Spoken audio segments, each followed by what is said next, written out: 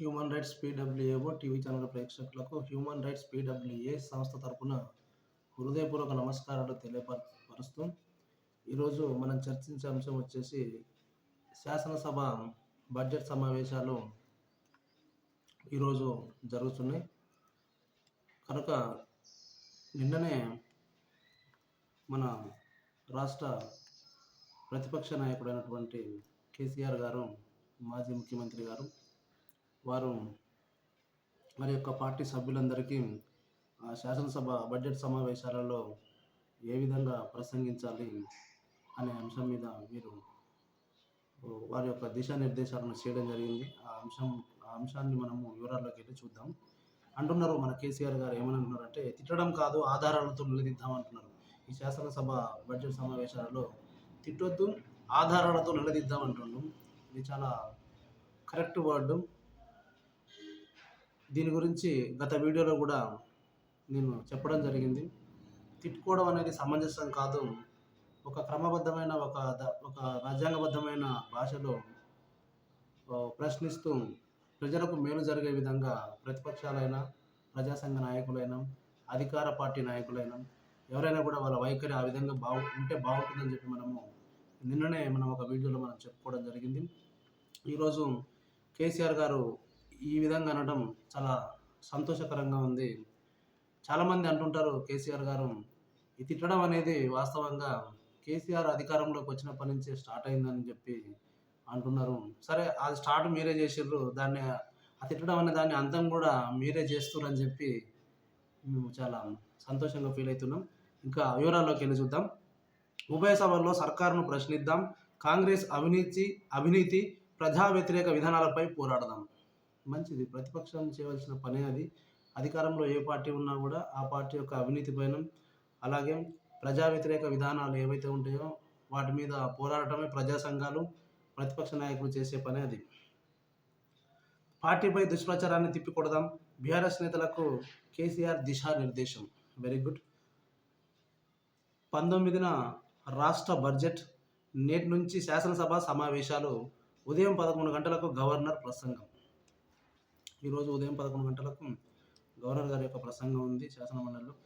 చూద్దాం. ఇక శాసనసభ బడ్జెట్ సమావేశాల్లో ప్రజల పక్షాన గలం వినిపిద్దామని, రేవంత్ రెడ్డి సర్కారును ఇరుకున పెట్టేలా సమస్యలపై నిలదీద్దామని.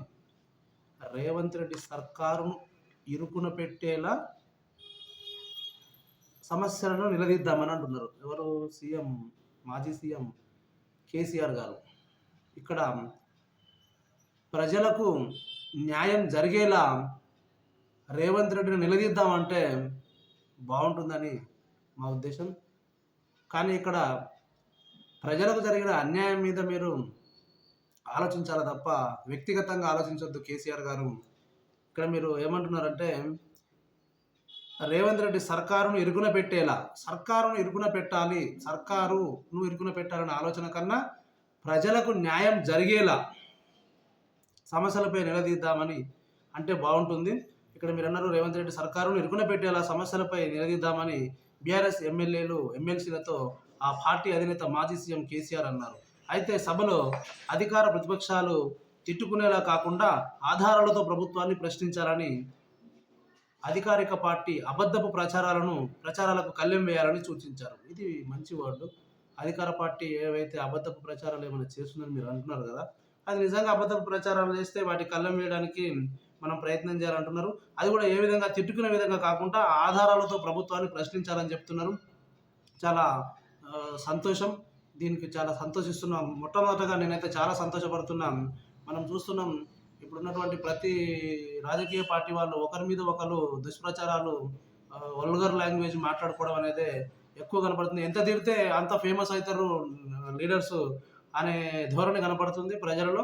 కాబట్టి ఆ ధోరణిని తగ్గించి, ఆ ధోరణి లేకుండా రాజ్యాంగబద్ధంగా, చట్టబద్ధంగా, నీట్గా మాట్లాడుకొని ప్రజల సమస్యల పరిష్కారానికి కృషి చేస్తే బాగుంటుంది. కనుక ఆ రూట్లోనే ఉండాలని చెప్పి కేసీఆర్ గారు వారి యొక్క నాయకులకు దిశానిర్దేశం చేసినందుకు మాజీ ముఖ్యమంత్రి కేసీఆర్ గారికి human rights protection and welfare awareness organisation తరఫున హృదయపూర్వక ధన్యవాదాలు తెలియపరుస్తున్నాం. ఇక హామీల అమల్లో ప్రభుత్వం పూర్తిగా విఫలమైందన్నారు. మంగళవారం బీఆర్ఎస్ కేంద్ర కార్యాలయం తెలంగాణ భవన్లో ఆ పార్టీ శాసనసభాపక్ష సమావేశం నిర్వహించారు. ఈ సందర్భంగా శాసన మండలి సమావేశాల్లో అనుసరించాల్సిన విధానం, హామీల అమల్లో కాంగ్రెస్ వైఫల్యం, బడ్జెట్లో ఆయా రంగాలకు జరిపే కేటాయింపులు, ఇతర అంశాలపై ఏ విధంగా స్పందించాలన్న దానిపై కేసీఆర్ దిశానిర్దేశం చేశారు. కాంగ్రెస్ ప్రభుత్వ అవినీతి, ప్రజా వ్యతిరేక విధానాలపై పోరాడాలని, రైతుల సమస్యలు, మంచినీటి కొరత, మహిళలు, విద్యార్థులు, ఉద్యోగులు సమస్యలతో పాటు ఇతర ప్రజా సమస్యలపై ప్రభుత్వాన్ని ప్రశ్నలతో ముంచెత్తాలని అన్నారు. ప్రజా సమస్యలపై పార్టీ సభ్యులు దూకుడుగా వెళ్లారని, రాజీ లేని పోరాటం చేయాలని పిలుపునిచ్చారు. బీఆర్ఎస్ ప్రభుత్వ హయాంలో చేసిన అప్పులు, సృష్టించిన ఆస్తుల గురించి వివరించిన కేసీఆర్, 10 ఏళ్ల బీఆర్ఎస్ పాలనలో 4 లక్షల కోట్ల అప్పు చేస్తే కాంగ్రెస్ అధికారం చేపట్టిన 14 నెలల్లోనే 1.50 లక్షల కోట్ల అప్పులు చేసిందని పేర్కొన్నారు. కాంగ్రెస్ సర్కారు భారీగా అప్పులు చేస్తున్నా ఎన్నికల హామీలు మాత్రం అమలు చేయడం లేదని ఆరోపించారు. రైతు బంధు, సాగునీరు ఇవ్వకుండా రైతులను తీవ్ర ఇబ్బందులు పెడుతుందని ఆవేదన వ్యక్తం చేశారు. ఓకే, ప్రజల పక్షాన మీరు ఆవేదన వ్యక్తం చేసినందుకు మేము కూడా మీకు ధన్యవాదాలు తెలియపరుస్తున్నాం. కానీ మన రాష్ట్ర మాజీ ముఖ్యమంత్రి కేసీఆర్ గారు, మీరు ఒకటి గుర్తుంచుకోవాలి. మీరు ఆ పదవి దిగి రేవంత్ రెడ్డి గారు ఆ పదవికి వచ్చినప్పుడు రాష్ట్రం ఏ పరిస్థితులు ఉందో మీకు తెలుసు. మీరు ఎన్నింటిని కప్పిపుచ్చి మీరు రాష్ట్రాన్ని నడిపించిర్రో మీ మనసుకు, మీ అంతరాత్మకు తెలుసు. కాబట్టి మీరు మీ మనస్సాక్షికి సమాధానం చెప్పుకుంటూ మీ యొక్క వాదనలను వినిపిస్తే బాగుంటుంది. రేపు సమావేశాల్లోనైనా సరే, ఎక్కడైనా సరే. కానీ అధికారమే ధ్యేయం అనే విధంగా, ప్రజలను తప్పుదోవ పట్టించే విధంగా మీరు కానీ, అలాగే ఇప్పుడున్నటువంటి అధికార పార్టీ కానీ ఎవరు కూడా ఆ ప్రయత్నం చేయకుండా నిజంగా ఉన్నది ఉన్నట్లుగా ప్రజలకు తెలియపరిస్తే బాగుంటుందని చెప్పి మేము కోరుతున్నాము. ఇక మీరు అన్నారు ఏమనంటే, కేసీఆర్ 10 ఏళ్ల బీఆర్ఎస్ పాలనలో 4 లక్షల కోట్ల అప్పు చేస్తే కాంగ్రెస్ అధికారం చేపట్టి 14 నెలల్లోనే 1.50 లక్షల కోట్ల అప్పు చేసిందని పేర్కొన్నారు. అంటే ఇక మరి పరిస్థితి ఇప్పుడు మీరు ఏ విధంగా చేశారో మరి ఆయన కూడా ఆ విధంగానే చేస్తున్నాడనే అర్థమవుతున్నది. మరి అది రేపు వాదనలు వింటే సమావేశాలల్లో ప్రజలకు కూడా ఇంకా పూర్తిగా అర్థమవుతుంది ఏందనేది విషయం. బీఆర్ఎస్పై నిందలను తిప్పికొట్టాలి. సరే, నిందలను తిప్పికొట్టాలి, మంచి మాట ఇది. నిజంగా మీ మీద అధికార పార్టీ నిందలేస్తే మీరు ఆ నిందలను సామరస్యంతో కొడదామనుకుంటున్నారు కదా, బరాబర్ తిప్పికొట్టండి. దానికి ప్రజలు కూడా సహకరిస్తారు. అప్పుల విషయంలో బీఆర్ఎస్పై కాంగ్రెస్ చేస్తున్న దుష్ప్రచారాన్ని, వేస్తున్న నిందలను బలంగా తిప్పికొట్టాలని, సభ ద్వారా ప్రజలకు వాస్తవాలు వివరించాలని ఎమ్మెల్యేలు, ఎమ్మెల్సీలకు కేసీఆర్ సూచించారు. ఇది మంచి సూచన. మాజీ ముఖ్యమంత్రి కేసీఆర్ గారు, ఇది మీరు ఇచ్చినటువంటి సూచన చాలా మంచిది. సభ ద్వారా ప్రజలకు వాస్తవాలు ప్రజలకు వివరించాలి సభ ద్వారా అని చెప్పి మీరు అంటున్నారు. కాబట్టి ప్రజలారా, రాష్ట్ర ప్రజలంతా మీరు ఈ సమావేశాలను క్షుణ్ణంగా వినండి. మీకు కూడా అర్థమవుతుంది గత ప్రభుత్వం ఏం చేసింది, ఇప్పుడు ఈ ప్రభుత్వం ఏం చేస్తుంది. రాష్ట్ర ప్రజలుగా అసలు మనం ఏం నేర్చుకోవాలి, మనం ఏం చేయాలనేది కూడా మనకు అర్థమవుతుంది. కనుక తప్పకుండా మీరు వినండి. ప్రధానంగా ఎండిన పంటలు, అందని సాగునీరు, విద్యుత్తు, కాలిపోతున్న మోటార్లు వంటి రైతాంగ సమస్యలతో పాటు మంచినీటి కొరతపై అసెంబ్లీ మండలిలో పోరాడాలన్నారు. బీసీ రిజర్వేషన్లు, ఎస్సీ రిజర్వేషన్లు బిల్లుకు మద్దతుగా బీఆర్ఎస్ గొంతుగా వినిపించాలన్నారు. రాష్ట్రంలో గురుకుల పాఠశాలలు నిర్వీర్యమవుతున్న తీరుపై ప్రభుత్వ ఉద్యోగులు రిటైర్మెంట్ బెనిఫిట్లు, డిఏల పెండింగు, పీఆర్సీ అమలుపై ప్రభుత్వాన్ని నిలదీయాలని సూచించారు. 6 గ్యారంటీల అమలులో కాంగ్రెస్ మోసపూరిత వైఖరిని, విద్యార్థులు ఓవర్సీస్ స్కాలర్షిప్లు, బకాయిలు, వైద్య రంగంలో దిగజారుతున్న ప్రమాణాలు, ఇతర ప్రజా సమస్యలపై ప్రభుత్వాన్ని ఎండగట్టాలన్నారు. దళిత బంధు నిలిపివేయడం, గొర్రెల పెంపకం, చేపల పెంపకం సమగ్ర అమలుపై ప్రశ్నించాలన్నారు. శాసనసభ మండలిలో ప్రతిభావంతంగా ప్రజా సమస్యలపై పోరాడేందుకు సమస్యలను ఎప్పటికప్పుడు సమన్వయం చేసుకునేలా డిప్యూటీ లీడర్లను నియమించుకున్నట్లు కేసీఆర్ ప్రకటించారు. ఈ సమావేశంలో పార్టీ వర్కింగ్ ప్రెసిడెంట్ కేటీఆర్, ఎమ్మెల్యేలు హరీష్ రావు, ప్రశాంత్ రెడ్డి, ఎమ్మెల్సీలు మధుసూదనాచారి, కల్వకుంట్ల కవిత పాల్గొన్నారు. అసెంబ్లీకి రానున్న కేసీఆర్. ప్రధాన ప్రతిపక్ష నేత కేసీఆర్ అసెంబ్లీకి హాజరు కావడం లేదని విమర్శలు, ఫిర్యాదులు చేస్తున్న నేపథ్యంలో బుధవారం ప్రారంభం కానున్న బడ్జెట్ సమావేశాల్లో ఆయన పాల్గొనేందుకు సిద్ధమవుతున్నట్లు తెలుస్తుంది. కాంగ్రెస్ ప్రభుత్వంపై బీఆర్ఎస్ నేతలు ఆరోపణలు విమర్శలు చేయడంపై ఇటీవల స్పందించిన సీఎం రేవంత్ రెడ్డి, మీ పార్టీ అధినేత అసెంబ్లీకి వస్తే అన్ని ఆరోపణలు విమర్శలకు జవాబిస్తా అని ఘాటుగా వ్యాఖ్యానించారు. ఇది వాస్తవమే. రేవంత్ రెడ్డి గారు ఘాటుగా వ్యాఖ్యానించిన మాట వాస్తవమే.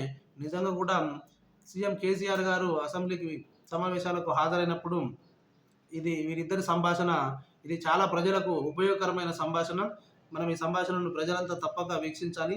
ఈ నేపథ్యంలో ప్రతిపక్ష నేత సభకు హాజరైతే అధికార ప్రతిపక్షాల మధ్య వేడి చర్చ జరిగే అవకాశం ఉందని అభిప్రాయాలు వ్యక్తమవుతున్నాయి. అభిప్రాయాలు వ్యక్తం కావడం కాదు, బరాబర్ ఘాటైన చర్చనే జరుగుతుంది ఇక్కడ. ఎందుకంటే గతంలో ముఖ్యమంత్రిగా ఉన్నటువంటి మన కల్వకుంట్ల చంద్రశేఖర్ గారికి గత ప్రభుత్వంలో ఉన్నటువంటి పూర్తి వివరాలు అప్పుడు వారు పరిపాలించినటువంటి 10 ఏళ్ల పాలనలో ఆ పరిపాలన ఏ విధంగా జరిగింది, ఇప్పటి వరకు కాంగ్రెస్ ప్రభుత్వం అధికారంలోకి వచ్చిన తర్వాత వీరు ఏం ప్రచారం చేసిర్రు, వీరు చేసేది దుష్ప్రచారం అని చెప్పేసి కేసీఆర్ గారు అన్నారు. దుష్ప్రచారం కాదు, మేము వాస్తవాలే మాట్లాడుతున్నామని చెప్పి మన ప్రస్తుత రాష్ట్ర ముఖ్యమంత్రి రేవంత్ రెడ్డి గారు అన్నారు. కానీ ఇప్పుడు ఈ సమావేశాలలో కేసీఆర్ గారు ఇంతవరకు సభలకు హాజరు కాలేదన్న విషయంలో చర్చలు కూడా జరగడం జరిగింది, ఫిర్యాదు కూడా వచ్చిన ఆ విషయంలో.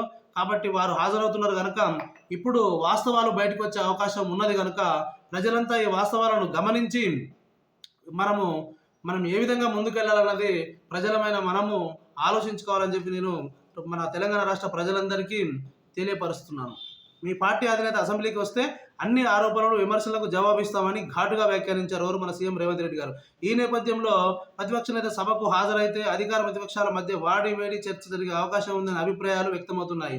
అధికార పక్ష నేతలు విమర్శలను తిప్పికొట్టేలా ఈ బడ్జెట్ సమావేశాలకు హాజరు కావాలని కేసీఆర్ నిర్ణయించుకున్నట్లు సమాచారం. ఈసారి అసెంబ్లీ సమావేశాలకు సారొస్తారంటూ గులాబీ శ్రేణులు ఘటాపథంగా చెబుతున్నారు. అయితే బడ్జెట్ సమావేశాలు జరిగినన్ని రోజులు కేసీఆర్ సభకు వస్తారా, తొలి రోజు గవర్నర్ ప్రసంగం సమావేశానికి, ఆ తర్వాత బడ్జెట్ ప్రవేశపెట్టే రోజు మాత్రమే హాజరవుతారా అన్న దానిపై మాత్రం స్పష్టత లేదు. స్పష్టత లేకపోవడం కాదు, మాజీ సీఎం కేసీఆర్ గారు మీరు మీ బాధ్యతను తప్పకుండా నిర్వహించాలి. ప్రజల కొరకు మీరు ప్రతిపక్షంలో ఉన్నారు, ప్రజల కొరకు పోరాడవలసిన పూర్తి బాధ్యత మీది ఉంటుంది. అలాగే ప్రజా సంఘాలు వారి యొక్క పనులు ప్రజా సంఘాల వారు కూడా చేస్తూనే ఉన్నారు.